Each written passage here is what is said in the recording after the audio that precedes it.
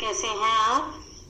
आज हम एक बहुत ही खूबसूरत कविता पढ़ेंगे जिसमें एक 10 से 11 साल की बच्ची के मन की बात है। जिसमें एक 10 से 11 साल की बच्ची की मन की बात दिखाई देती है कि वह क्या सोचती है, उसके सोचने का नजरिया क्या है। अक्सर जब वो आसमान में देखती है तो क्या क्या सोचती है, और जो उसे आसमान में रात को चमकता हुआ नजर आता है चांद, उसके बारे में उसकी क्या प्रतिक्रिया है, क्या विचार है। तो आइए पढ़ते हैं कविता चांद से थोड़ी सी गप्पे। गोल है खूब मगर आप तिरछे नजर आते हैं जरा, आप पहने हुए हैं कुल आकाश तारों जड़ा, सिर्फ मुंह खोले हैं अपना गोरा चिट्टा गोल मटोल, अपनी पोशाक को फैलाए हुए चारों सिंथ। आप कुछ तिरछे नजर आते हैं, जाने कैसे, खूब है गोकी वाह जी वाह, हमको बुद्धू ही निरा समझा है।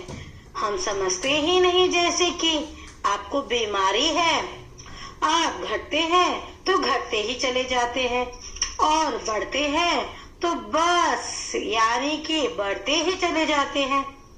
दम नहीं लेते हैं जब तक बिल्कुल ही गोल ना हो जाए, बिल्कुल गोल। यह मरज आपका अच्छा ही नहीं होने में आता है। तो देखिए, यह थी कविता चांद से थोड़ी सी गप्पे। इसमें एक लड़की चांद से गप्पे करे। गप्पे क्या होता है? बातें करना। जब आप अपने मन की बातें या थोड़ी इधर उधर की बातें किसी से करते हैं, आप अपनी भावनाएं, अपने मन के विचार दूसरों से अभिव्यक्त करते हैं, तो उन्हें गप्पे कहा जाता है।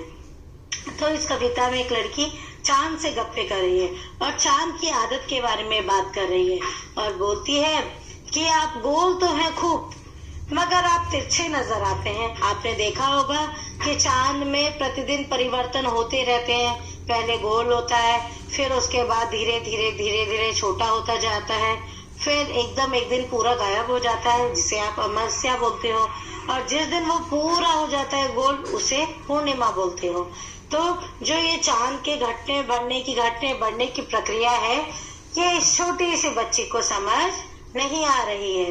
वो उस चांद को बोलती है कि आप पूरा आकाश पहने हुए तारों जड़ा मतलब आपके आकाश में आपके जो कपड़े आपने पहने हुए हैं, आपने तो पूरा आकाश पहना हुआ है चांद ने, और आपके दामन में, आपके आकाश में तारे जड़े हुए हैं, क्योंकि चांद के आसपास तारे लगे होते हैं ना।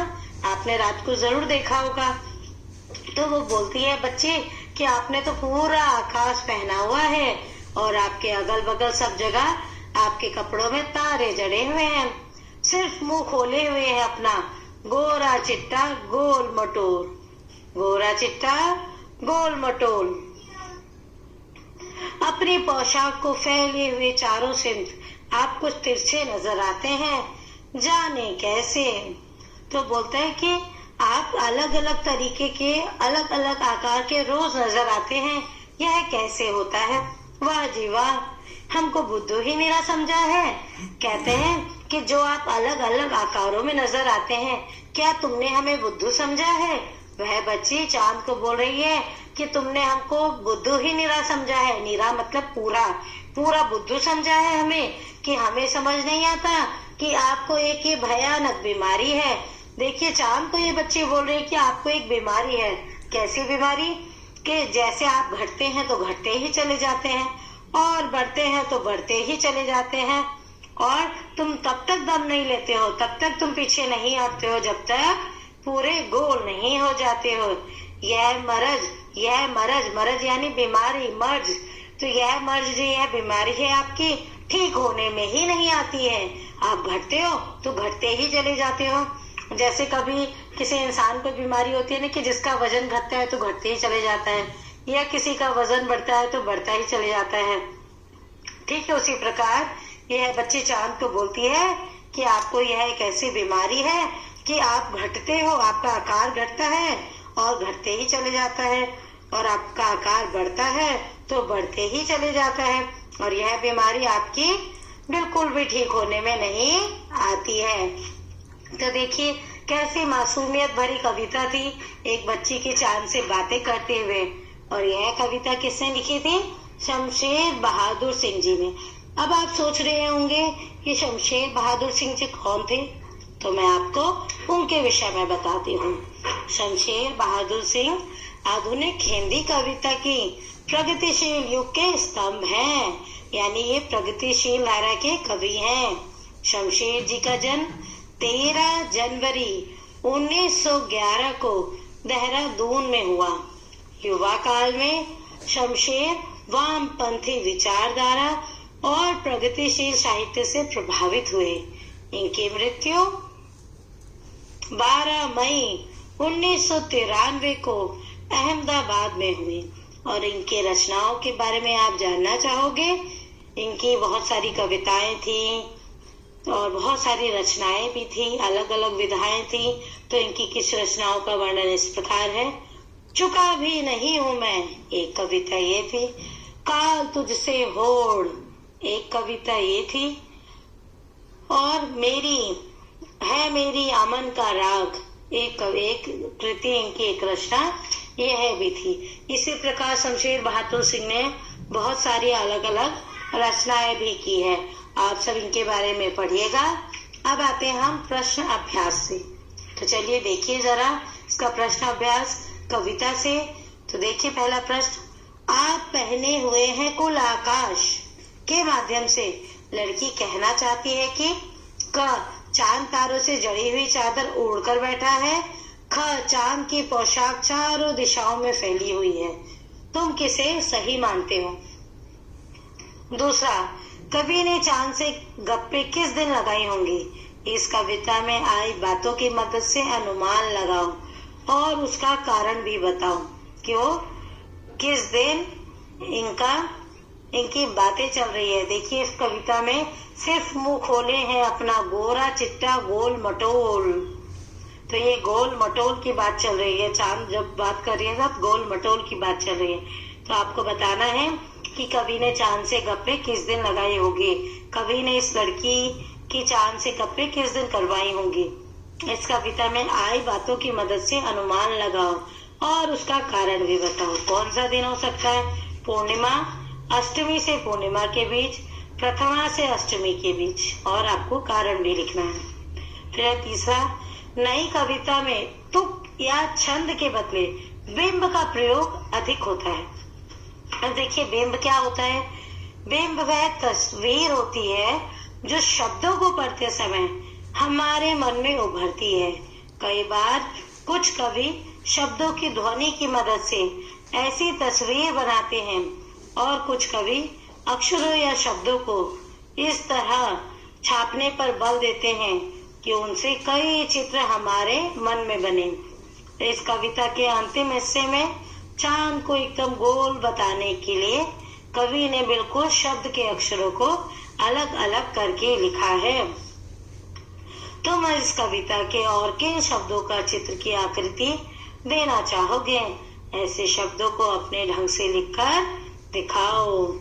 फिर आते हैं हम अनुमान और कल्पना पर। पहला, कुछ लोग बड़ी जल्दी चिढ़ जाते हैं। यदि चांद का स्वभाव भी आसानी से चिढ़ जाने का हो तो वह किन बातों से सबसे ज्यादा चिढ़ेगा? चिढ़कर वह उन बातों का क्या जवाब देगा?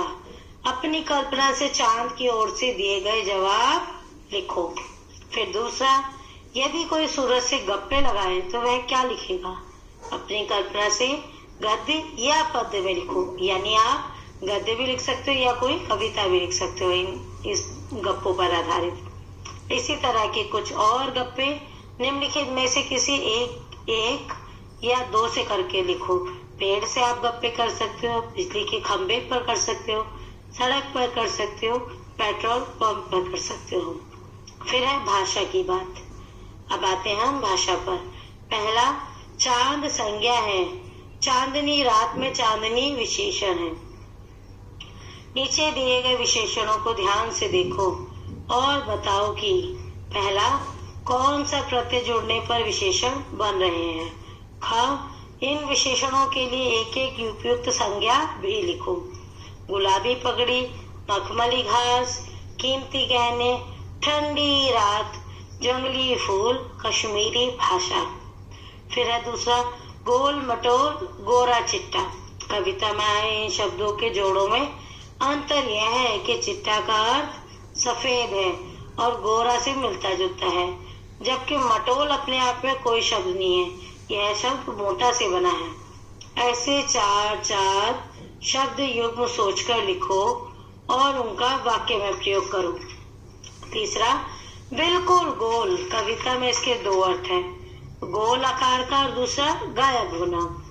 ऐसे तीन और शब्द सोचकर उनसे ऐसे वाक्य बनाओ जिनके दो दो अर्थ निकलते हो, यानी आपको अनेकार्थी शब्द ढूंढने हैं।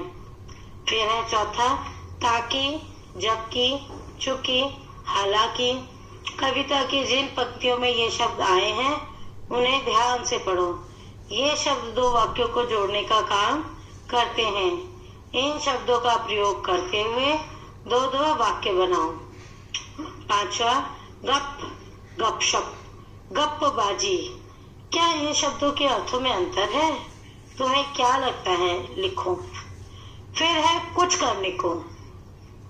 पृथ्वी के चारों ओर परिभ्रमण करते हुए चंद्रमा भी पृथ्वी के साथ साथ सूर्य का परिभ्रमण करता है। इन्हीं दोनों परिभ्रमणों से वर्ष और मास की गणनाएं होती हैं। सामान्यतः 30 दिनों के महीने होते हैं, जिन्हें चंद्रमा की वार्षिक गति को 12 महीनों में विभाजित करके निर्धारित किया जाता है। 30 दिनों में 15-15 दिनों के दो पक्ष होते हैं। जिन 15 दिनों में चंद्रमा बढ़ते बढ़ते पूर्णिमा तक पहुंचता है उसे शुक्ल पक्ष, और जिन 15 दिनों में चंद्रमा घटते घटते अमावस्या तक पहुंचते हैं उसे पहुंचता है या तक जाता है उसे कृष्ण पक्ष कहते हैं। इसी तरह एक वर्ष के 12 महीनों में 6 माह के 2 अयन होते हैं। जिन 6 महीनों में मौसम का तापमान बढ़ता है उसे उत्तरायण, और जिन 6 महीनों में मौसम का तापमान घटता है उसे दक्षिणायन कहते हैं।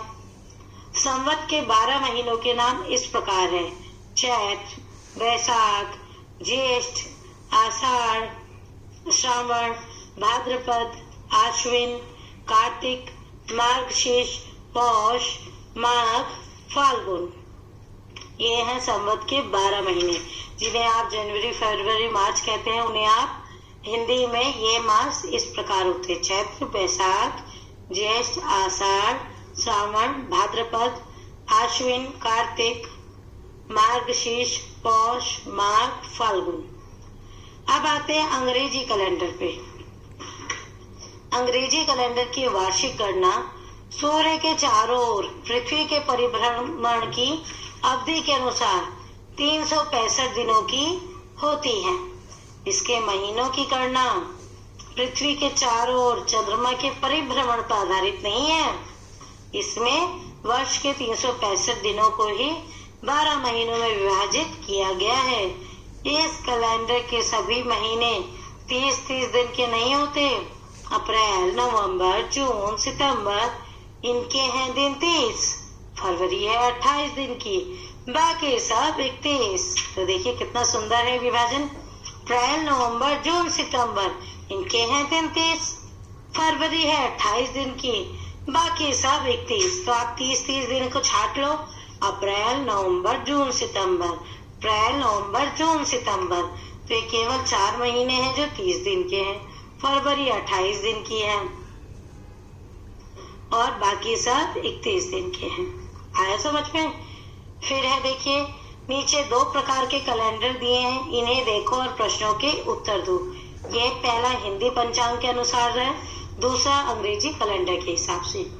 पहला क, ऊपर दिए गए कैलेंडरों में से किस कैलेंडर में चंद्रमा के अनुसार महीने के दिन दिए गए हैं। फिर दूसरा है ख, दिए गए दोनों कैलेंडरों के अंतर स्पष्ट करो।